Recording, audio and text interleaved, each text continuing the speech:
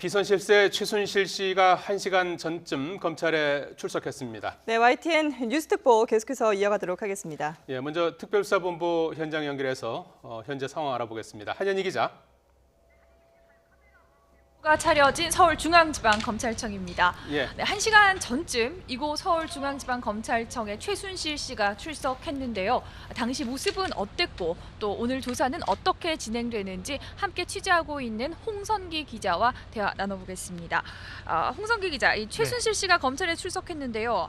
지금 화면에서도 여러 차례 나갔지만 취재진과 또 시민단체가 몰리면서 굉장히 복잡한 상황이었는데요. 무슨 말을 하고 들어갔는지 먼저 좀 정리를 해주시죠. 네, 일단 최순실 씨가 출석하는 상황부터 좀 정리를 해보겠습니다. 이 상황이 엉키면서 사실 출석 멘트를 잘 하진 못했는데요.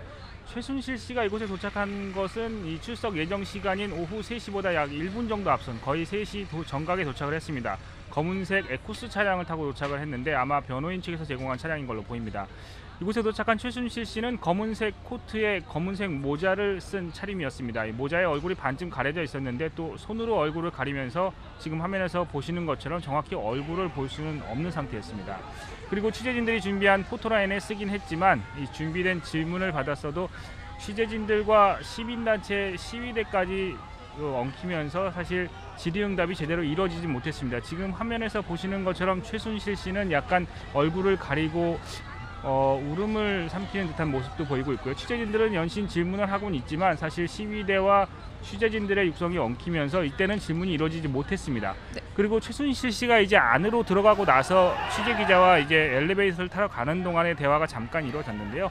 여기서 최순실 씨는 죽을 죄를 지었습니다 라고 말을 하고 약간 울먹이는 목소리로 죄송합니다 라고 말했습니다. 그리고 다시 한번 엘리베이터를 타고 나서 국민 여러분 용서해 주십시오라는 이 세 마디를 하고 수사팀으로 향했습니다. 네, 지금까지 많은 인사가 출석했고 또 재작년에는 이 최순실 씨의 남편인 정윤회 씨도 검찰에 출석했는데 그때도 이만큼 많은 인원은 모이지 않은 것 같은데요. 네, 오늘 출석 화면을 많은 분들이 생중계 화면으로 지켜보셨을 텐데요. 이 검찰청사에는 정말 많은 취재진이 몰렸습니다. 이 중앙지검의 큰 사건을 수사하는 곳이긴 하지만 이렇게 많은 취재진이 몰린 것은 저희도 쉽게 보기 어려운 상황이었습니다. 이곳에는 취재진만 100여 명 그리고 중계 스태프와 여러 방송하는 관계자까지 하면 200명이 넘는다는 얘기가 나오고 있습니다. 때문에 이 취재 현장에서 질서가 지켜질 수 있을까 하는 우려도 나왔었는데 시민단체 시위까지 겹치면서 사실 취재 현장이 좀 매끄럽게 이루어지지 못했습니다. 이 취재 현장에는 국내 언론뿐 아니라 이 NHK 등 일본 언론과 이 아랍 뉴스 채널인 알자지라 채널까지 나타나서 이 관심이 많이 쏠려 있는 것을 그대로 보여주기로 했습니다. 네, 이제 취재진뿐만 아니라 일반 시민들 관심도 높아서 건물 건너편에서까지. 네, 그렇습니다. 저희가 이곳에 중계를 하면 뒤쪽으로 이제 출석하는 장면이 보이는데 반대쪽 건물 위에서까지 시민들이 지켜보는 모습을 저희가 볼 수가 있었습니다. 아마 시민들도 생중계를 통해서 많이 보셨겠지만 이 근처에 계신 분들은 최순실 씨가 출석을 한다는데 아마 호기심에 이곳까지 와서 보시는 분들도 많았던 것 같습니다. 네, 취재진이 몰리면서 화면에서 보시다시피 최순실 씨가 약간 휘청하는 모습도 볼 수 있었는데요. 네, 그 과정에서 최순실 씨의 신발이 한 짝 벗겨지는 이런 해프닝도 있었는데요. 최순실 씨가 출석하러 수사팀으로 가는 과정이 순탄치만 않았습니다. 네, 그러면 이제 이 최순실 씨가 어디서 머물다가 왔는지 이런 부분도 상당히 관심이 높았는데요.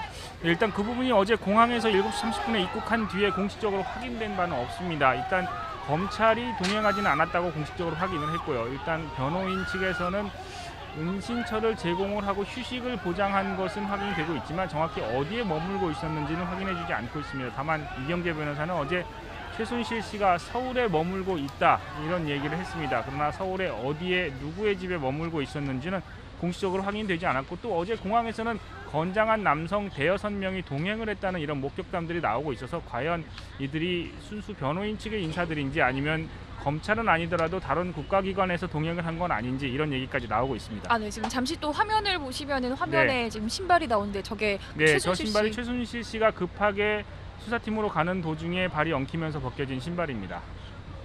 네, 이 검찰이 어제 오후만 하더라도 최순실 씨 소환에 굉장히 신중한 입장을 보였었는데 전격적으로 오늘 소환을 결정한 이유가 있습니까?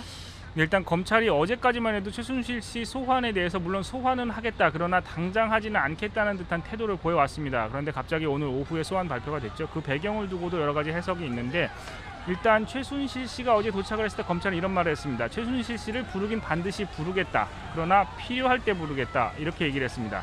수사에는 절차가 있다는 말도 덧붙였는데요. 수사 단계상 검찰이 소환의 필요성을 느껴서 소환하는 거지 언론이 부른다고 해서 부르는 건 아니다. 이런 얘기를 많이 해왔습니다. 그런데 어젯밤에 갑자기 최순실 씨를 오늘 오후 3시에 소환하겠다고 발표를 했는데 이 아무래도 최순실 씨 의혹이 증폭되고 있는 상황에서 최순실 씨가 어제 귀국하는 상황까지 검찰도 같이 지켜봤는데 이렇게 국민적인 의혹이 증폭되는 사람을 밖에 머물게 놔두는 것도 사실 부담스러움을 느꼈던 것 같습니다. 때문에 검찰이 서둘러서 소환에 나선 것 같은데 아무래도 수사를 시작하는데 뒷북 수산이 압수수색을 늦게 했다느니 하는 비난을 상당히 의식한 걸로 보입니다. 네, 이번 사건이 펼쳐지고 많은 분들이 소환이 됐는데 모두 참고인이었습니다. 네. 그런데 이제 최순실 씨는 피의자 신분으로 네, 소환이 바로 됐어요. 피의자 신분으로 소환이 네. 됐습니다. 어떤 혐의를 받고 있는지 정리를 좀 해봐야지 될 것 네, 같은데요. 최순실 씨와 관련된 의혹들이 상당히 많습니다. 그 의혹들의 큰 줄기별로 혐의를 좀 정리를 해야 될 것 같습니다. 일단 최순실 씨와 관련된 의혹들 가운데 가장 큰 것은 태블릿 PC와 연관된 대통령 연설문 유출 의혹입니다.